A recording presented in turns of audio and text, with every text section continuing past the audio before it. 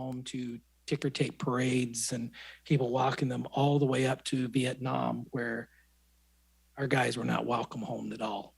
And then you tie that in with where we're suffering in the homeless population.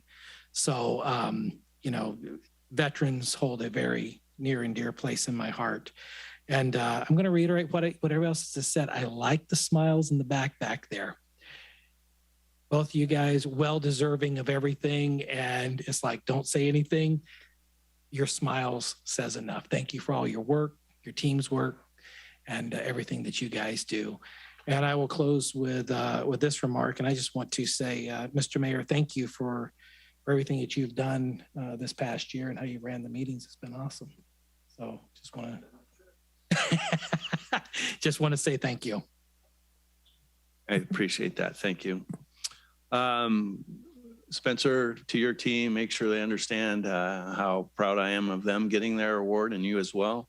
We had the opportunity to work with you closely on the budget, and who knows, that may happen again, but I look forward to it if that opportunity presents itself. And Diana, as always, thank you for what you do. Veterans Recognition Breakfast at Fire Station 4.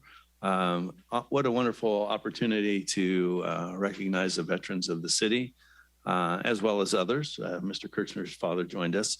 So thank you, Chief. It looks like you're still there. To your crew, tell Chief LeBlue that he's a man after my own heart. Since he burned bacon, he's now banished to dishwashing duty as well.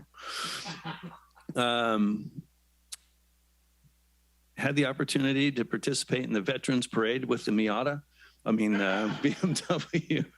I appreciate the parade organizers. I mean, that thing was special. There were so many people there, and the day turned out awesome. And thanks for the rest of us. I think we all had a pretty good time. Councilperson Harris even showed up after a root canal, so that tells you his commitment to honoring the veterans. And it was good to see you there. And I was happy to have you driving and not getting a wreck. But participated in the Nagar Kirtan, and I know several of us were able to get there to be recognized by the Temple Board. Always a special event. Glad to see that they were able to bring that back to the community. It's nice to see some of these events, you know, opening back up, whether it's a Veterans Parade or the Sikh Parade. You know, and seeing our people in our community get out, smiles on their face, having a great time. I think one thing that I would suggest to us today as a council, if you give me a second to make sure I get this right, is I think that from time to time we get a lot of asks of the city from different organizations, whether they be nonprofits or for-profit organizations. And as much as I think as a city, we are looked to as a leader and someone that they can come to for financial help, many times that conflicts with those priorities that we have about making sure that we take care of things that the city needs to take care of.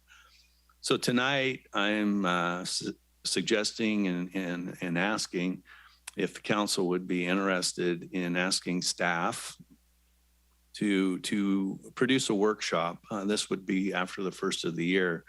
And the reason the purpose of the workshop would be not only to educate myself, but others in the community, especially those who ask us for funds, to educate them on all these pots of money that I think they think are just almost, always available. And I'm talking specifically about CARES Act money, ARPA money, and now we have this, as Mr. Corliss mentioned, this infrastructure money. And I think many times people think that that's just money that comes in and then we can spend however we want. But as a council, we know, and staff even knows better than we, that there are certain things that money can be appropriated or spent for.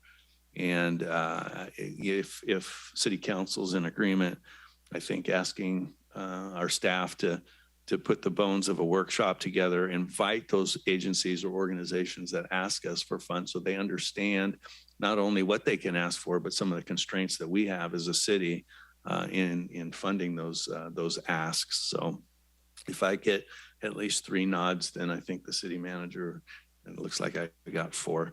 So again, that'll be under the next mayor's watchful eye for scheduling, but I do think that would be extremely valuable.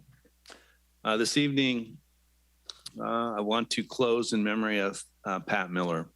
And many of us knew Pat Miller. She was a frequent visitor to these chambers over the many, many years. She passed away on November 3rd. She was married to the late Charles Miller for 37 years. They had 6 children, many grandchildren and great-grandchildren.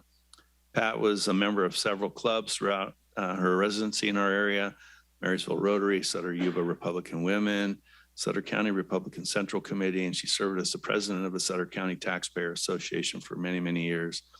She was an appropriate and sometimes energized watchdog of how this city and this county spent their tax revenue.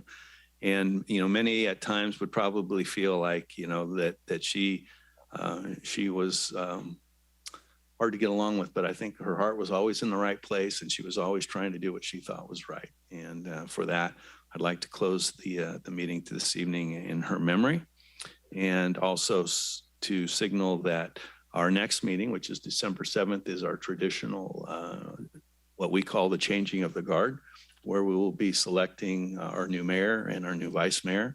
And that should be a very good night for all of us. And with that, I will close the meeting.